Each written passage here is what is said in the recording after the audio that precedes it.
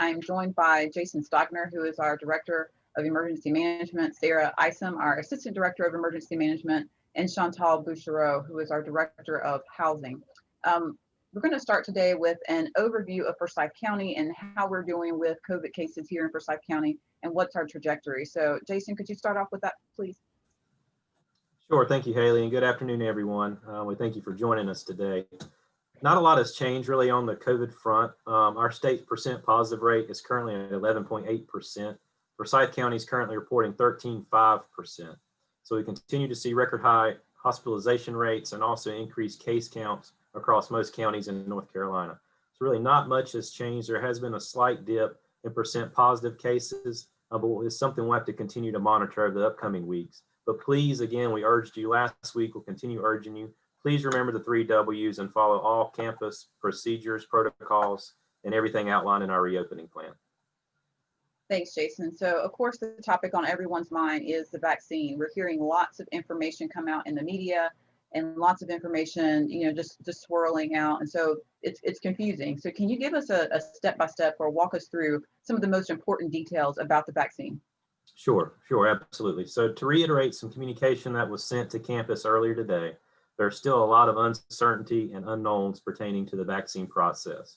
Unfortunately, information is coming in, it's just slow, and we don't have many answers, but we want you to know that we are actively following any updates and we're actively advocating on behalf of our campus community. The vaccine rollout has not been a smooth process, and things are changing minute by minute. So here's kind of the most important information that you should know. So first, vaccine distribution from the federal government comes to state and then local health departments and then healthcare systems too. And these folks are responsible for creating and executing local vaccination plans. Some universities, including several in the UNC system, have had faster and better access to the vaccine due to their affiliation with hospital or healthcare entities. As such, they may also have the bandwidth to begin vaccinating staff and group applicable citizens in those counties. The UNC system is continuing to have conversations on how our universities, all universities, can help support local health departments and healthcare facilities. We have offered our support to local partners as well as the UNC system, and we're eager to partner and support vaccination efforts. We understand the complexity in this. We also understand a lot of the unknowns have created fear and anxiety. So we want to try to make sure we share as much information as possible. And speaking about that, the vaccination process, Sarah, maybe can you want to talk about some of the updated groups and maybe the current status of the county? Yeah, sure. Thanks, Jason. So North Carolina is currently vaccinating those who are in group 2. That's our older adult group. So adults age 65 and older are eligible to schedule an appointment for the vaccine. However, Forsyth County, where we are located, is only taking appointments for those 75 and older as of today, and they are in the planning process of adding adults age 65 and older to their vaccination rollout. So you can visit their website, Forsyth County Department of Public Health. Make sure you're on the North Carolina one, not the Georgia one. And you can get more information about what's happening in our county. You can do this the same in other counties as well. So unfortunately, when we checked this morning, there's no appointments available to eligible individuals. As they continue to plan and add those younger than 75 but older than 65 adults to their system, there obviously could be some more vaccine appointment eligibility. So some counties are also able to roll out their vaccine a little faster. So this could occur in counties that maybe don't have as high of a population as we do. So it may be beneficial to not only check the county in which you reside, say you live in Greensboro but commute to campus, but also check surrounding counties around you. You do not have to get vaccinated in the county of your residence or where you work. So it may be beneficial to check that availability in surrounding counties. And you can do that by just going to their public health department's webpage. There are no residency requirements for this vaccine, and that is under federal law. Thank you, Sarah. And I think that's where some of the confusion is coming in, where you're seeing some differences from county to county. But I also want to update on, Winston-Salem State University, we received some from freezers in preparation to store vaccine. But I want to be clear, we have no indication if or when we will actually receive the vaccine. So we do not have COVID-19 vaccine currently on campus, and we have no insight into when we will receive the vaccine or if we will receive it in the future. However, we are actively preparing and will continue to prepare and develop operational plans with state and local partners so that if we are provided the opportunity to actually receive the vaccine. We do not recommend waiting on the university to receive an allotment, and instead want to make sure that you're paying attention to any local opportunities through your health department, through mass vaccination sites, and any opportunities that are available through your local healthcare system. Because of this, we continue to field and receive numerous questions, concerns specifically related to the vaccine. So Sarah, would you mind covering some of those questions and providing a quick update on some of the concerns we've received so far?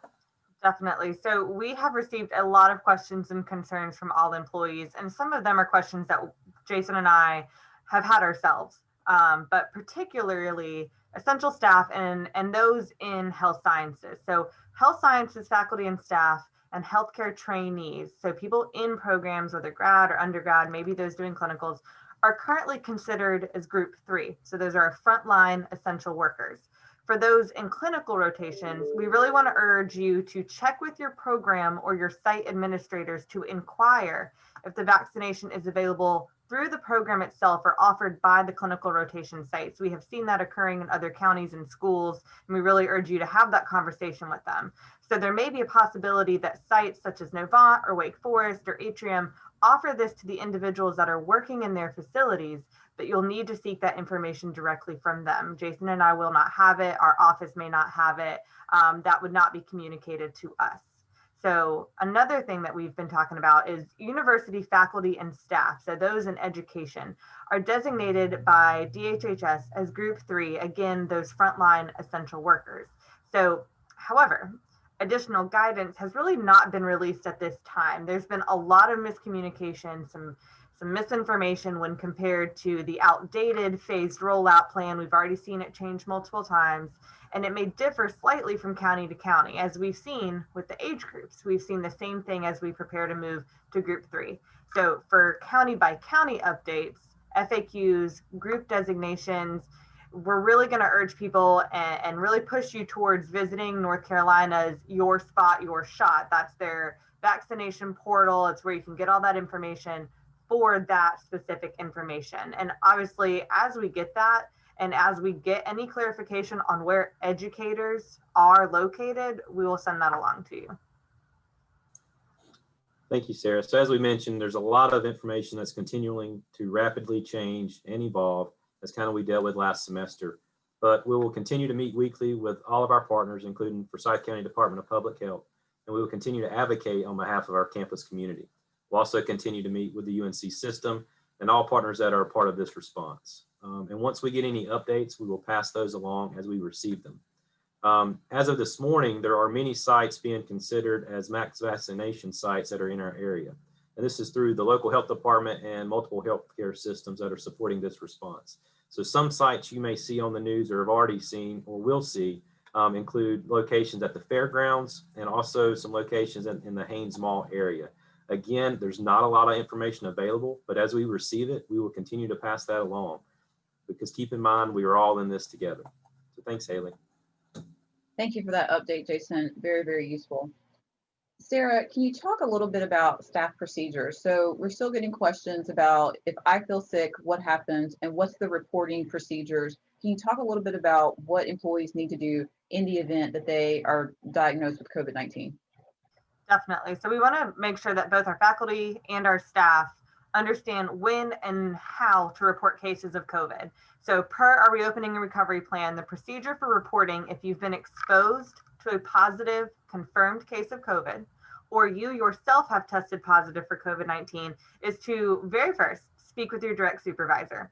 The supervisor should then notify us by sending our office an email at oem@wssu.edu. That'll reach the Office of Emergency Management. So we'll then provide a worksheet for the supervisor and the employee to fill out. When supervisors send it back to us, we then provide any applicable quarantine or isolation recommendations. And we also loop in human resources to provide the information on any eligible leave options, or they will gather information about if you're eligible to telework, if that's something you can do, and work with your supervisor on that. So the detailed process for the employee case response is detailed in the spring reopening and recovery plan in the attachments. It is also briefly highlighted in the reentry guide that you get with your new cloth masks. So along with that, we do want to make sure people understand what exposure is and how that relates to social distancing and mask wearing. So close contact, we've heard that a lot. It's kind of a big buzzword, but it means that you have been exposed to COVID-19 because you were within 6 feet for 15 minutes over 24 hours with a positive case of COVID-19. So it's important to note that if you are practicing strict social distancing and following the 3 W's, you can really minimize your chances of having that close contact with others and therefore lessening the chances of close contact with a positive case. Thank you, Sarah. Talk about PPE. So we are providing some equipment for faculty and staff that's available. Can you talk about what we have available and how they get it? Definitely. So our PPE is available to departments by request. So please request it from our office. Again, sending an email to oem@wssu.edu detailing the need. So we have some disposable gloves. Those are useful when maybe you're sanitizing areas or your personal workspaces. Again, we don't recommend just general use of gloves to go about town. They're really not that helpful in that sense. But we do have some disposable masks, maybe for those areas with public facing, or maybe having people come from the public and off campus and maybe they have forgotten a mask. We like to have those available. We also have some extra cloth face coverings available as well. So if departments are in need of that, you just go ahead and send us an email and we'll work with you on it. But as a reminder, if you need those communal cleaning and sanitation supplies replenished, you do need to submit a main saver request, and that will go to facilities for coordination. Thanks, Sarah.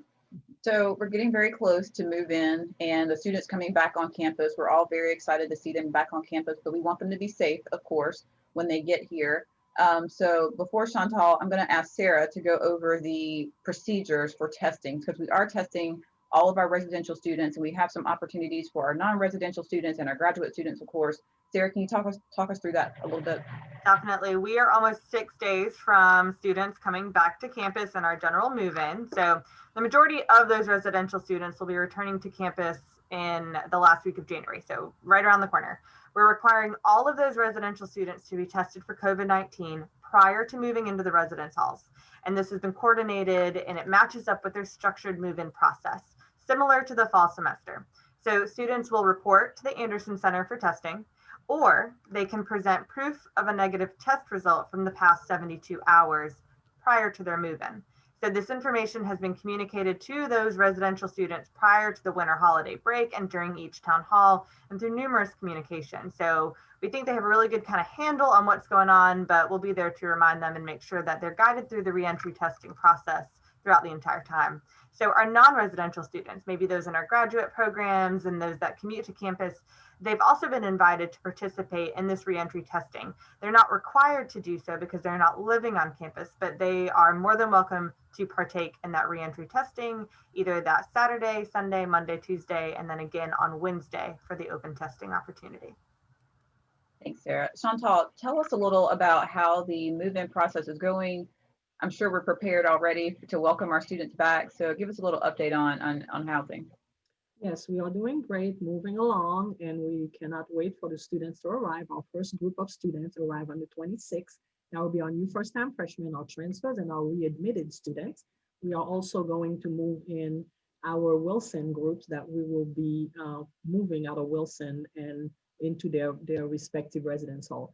Everything is on target. We are asking that students really stick to the time for their designated residence hall and their floor. That's really important. And they will not be allowed in the building until they have cleared with the Anderson Center with the testing, and then they can proceed to move in. So we are on point, and we are waiting for the students to come back. Now we just want everybody to follow the information that is outlined in the campus reopening and recovery plan. Chantal, talk about cancellations. I know that we're still getting quite a few cancellations, maybe even more so than in previous years due to, of course, coronavirus being present. Talk about where we are with cancellations. Oh, yes. On the average, we would get about maybe 100 cancellation a semester. We are now currently, as of the 19th, we are at 351 cancellation, and we are processing 61 more. I didn't get an update this morning. So if students are interested in canceling, if they have not met the 4 semester requirement, they first have to go, they have to go to our website. They have got to do an exemption, and then they do the cancellation. And the students who have met the requirement, they just do the cancellation. Students have until January 28th to cancel their housing without being charged a $500 penalty. So the 29th, they will be charged, and that gives them plenty of time to make those decisions. And some of them are still trying to figure out, and they are waiting to see if their classes are online or if their classes are in person. That's also, and some of them also have indicated that that would be a determining factor on whether or not they return to campus or not. Thanks, Chantal. Also talk about isolation. I know that's a big question for many of our faculty and staff. Talk about where it is, what our capacity numbers are, and what you can expect from isolation and quarantine spaces. Sure. So we have designated Wilson Hall, the first 3 floors of Wilson Hall, as our quarantine and isolation place. So basically, when students are directed to report to quarantine or isolation, they have options. They can go home. They don't have to stay on campus. But if they do report on campus, once they have an hour to check into the isolation and quarantine space, and they are not to leave the space until they are cleared by student health services. And talk about the process while they're in there. So housing and residence life is essentially taking care of all the needs that a student may have so that they're comfortable in the isolation space. Can you talk about what you all are providing for the students? Sure. So the students, everybody has their own room with a bathroom. They have a micro fridge. And basically, we're also going to have some televisions that we are setting up in the rooms. And I know that the students will be very excited about that. And also, so we provide them with meals. So they get meals for 3 meals. We deliver the meals once a day. So they get a hot dinner and they get some lunch and breakfast. They also have the option to order out if they want to. That's up to them. If they order a meal, the meal has to be delivered when we deliver the meals to them. So the meal delivery is from 4 to 5 every day, Monday through Sunday. And also the students have the opportunity at that time, like I said, to get their meals delivered. And they also can pick what their options. So basically the meal menu is basically exactly what the students on campus get. Okay, so when they go into the dining hall. So they can pick from that menu what they want. So we started doing that midway through last semester because it helps us not waste that much food, because we would deliver the meals to students and they wouldn't eat everything. So we give them a different option, and they really also like the option of being able to order out and get the food that they want to buy and delivered. So that's working really well. Excellent. Thanks, Chantal. Yeah. Sarah, I'm going to skip back to you quickly. Can you talk about employee testing? Where can employees get tested? When can they get tested? Give us the rundown of employee testing.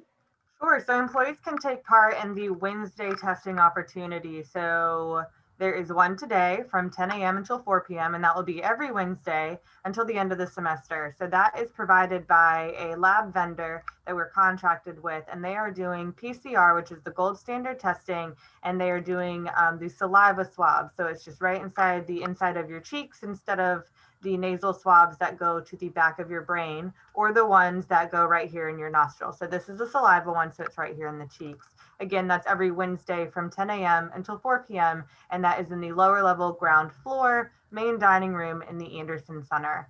That testing is available at no cost to employees. If you have insurance, you do need to bring it because insurance will be billed, but you personally will not be billed. And results should be back in about 48 hours. And it's a really great way to understand and know maybe your status. And we urge you to really take advantage of this free testing opportunity. It really helps us as a community understand maybe the level of asymptomatic cases or maybe low symptomatic cases where people may only have a headache or a stuffy nose and they may think it's allergies, but it's COVID. So we really want you to take advantage of that. You can do it multiple times in a month or in the semester. Just make sure you partake. Pre-registration is in the link that went out earlier today through the coronavirus email. So I just want to recap, Sarah, there are no limitations on how many times employees can get tested if they would like. Nope, no limitations. Thanks for that. So before we go into question and answer portion of our town hall today, and if you do have questions, please put them in the Q&A and we'll definitely answer them before we leave today. I want to give a reminder about teleworking. Teleworking is still an option for employees. So if you have a department and teleworking works for your department, we do say that is still an option. So please have those candid conversations with your supervisors to see what works best. We are trying to minimize exposure here on campus, and that's a good way to do so. Also remember your leave options in the event that you do come down with COVID-19 and get diagnosed with COVID-19. There are some leave options available, so don't hesitate to ask HR or to talk to your supervisor about what leave options are available to you. There's still some help for you there. And then lastly, the Rave Guardian app. So we've talked about Rave Guardian many times, and it is the official safety notification app for our campus, and we encourage each of you to do that. You can download the Rave Guardian app in the Apple App Store or the Google Play Store. It is, of course, a free app that we use here on campus, but you'll also be able to this semester report any COVID-19 community standards violations in that app, and we'll be able to investigate those to make sure that we're following all of our safety measures, because we do want to keep everyone safe here on campus. So if nothing further from our panelists, I'm going to go ahead and jump over to question and answer. And our first question, I believe, is going to be for Jason and Sarah. Can you talk a little bit about, I know that we don't necessarily do contact tracing here on campus, but in the event someone tests positive, we are going to notify their close contacts. Can you talk about that process and how that will work? Sure. So again, we don't want to indiscriminately share the name of any employee who's been exposed to, diagnosed with, or feeling symptoms of COVID, but we balance that because we do need to inform employees that have been in close contact with them. Again, that close contact is the within 6 feet for over 15 minutes over a period of 24 hours. Again, that is why it is so important to maintain that social distancing in the workplace, because then if you are maintaining the social distancing, you're less likely to be a close contact. So those close contacts, they are determined through the worksheet that I mentioned earlier, that we have anybody that is reporting to our office that they've been diagnosed or they're feeling symptoms of COVID. We have them fill that out so we can help determine maybe who those close contacts are. And I just want to really send home the message of, in no instance should individuals share who they think has been exposed to, who they think is diagnosed with, who they suspect is feeling symptoms of COVID-19. We've seen this more times than we're really comfortable with, and it's really quite inappropriate. But notifying individuals in the university community who may have come in contact with the individuals who tested positive is being done by the university as a courtesy and is not really that official contact tracing, because contact tracing is the responsibility of our local Department of Public Health. And also disclosures to the media or on social media or others who really are not involved in the patient care is not allowed, and it breaks plenty of confidentiality laws. So we do it with the amount of privacy that we can, but we do have to balance that with informing employees who may have been in that close contact of their risk level. So we are taking every precaution to make sure that we maintain our employees' confidentiality. Yes, exactly. And again, with the amount of the virus available in community spread, it would be inappropriate to assume that just because a coworker in the office building had sneezing, runny nose, headache, and maybe a fever, it would be inappropriate to assume they have COVID and to spread that message to others without having that confirmed. And even if it is confirmed, that's not really a coworker's place to do so. But we do want to remind everybody, just because there is someone around you with those symptoms does not mean you are automatically going to get it from them, because of the amount of community spread throughout not only our community here in Forsyth County, but as well as the state and the country. It is out there, and that's why we're not just saying, hey, wear your mask on campus. We want you to wear your mask whenever you're out and about, both on and off campus. Thanks, Sarah. The next question is, with the new strain, with it being 70% more contagious, how do you know the information is accurate because even the CDC isn't quite sure about the new strain of COVID-19? Sure, yeah, and good question. So all viruses, they change over time, and these changes or variants or the strain, you hear people say that, but these are expected. And unfortunately, there still remains many unknowns. I mean, this is a living virus, and we continue to learn more about this and any new variants of it. But we rely on information provided by the CDC and other public health experts. It's important, though, that you receive information from these verified sources, from these public health experts, because I know there's a lot of misinformation floating around, especially on social media. So please only utilize these verified experts. We are using the CDC, as long as any new guidance or information from North Carolina Department of Health and Human Services. And just to add to that, we kind of want to hit home that we don't expect, and scientists don't expect right now with the information available, there's really no evidence that the new virus variant, and again, there will be multiple that are known right now, and there will continue to be multiple in the US or other countries, it will change how effective the vaccines that are available are. So again, scientists, they're really working to learn more about these new variants, and we anticipate updates as they're available, but right now, no evidence to suggest that the variants will affect how the vaccine works. But again, the best we can do at this moment until you get a vaccine to combat against these variants and to reduce their spread, if they are here in our community, is to practice the 3 W's. Our next question is about registration for the employee testing. Sarah, can you go review the registration process for employee testing? Definitely. So for the employee testing on Wednesdays, again, that is the PCR, saliva testing in the Anderson Center. That is available from 10 a.m. to 4 p.m. We would prefer that you pre-register. That helps the vendor keep the line moving smoothly. The pre-registration link is included in the email for coronavirus updates. And if you decide not to pre-register before heading down to the testing location, there'll be a little QR code, and they will also tell you the website. It's a pretty easy registration process. It'll ask you basic information as well as your insurance information if you have it, and then they'll get you set up and ready to go on. It'll also be the area that you receive your results in, and that is why the pre-registration is necessary. Yeah, and I'll add to that. I did go and participate in that testing last week here on campus, and when you walk in, they are going to ask you to cough as a way to get the particles moving in your throat. And so don't be alarmed when you go in if there's a lot of coughing people in the room, but it is part of the process. So you can expect that when you walk in. That is all of our questions for the day, panelists. Is there anything else you would like to add before we conclude today? If there's nothing else, then we will conclude today's town hall. We'll see you next week. We'll be back here at noon, and thank you all for joining us today.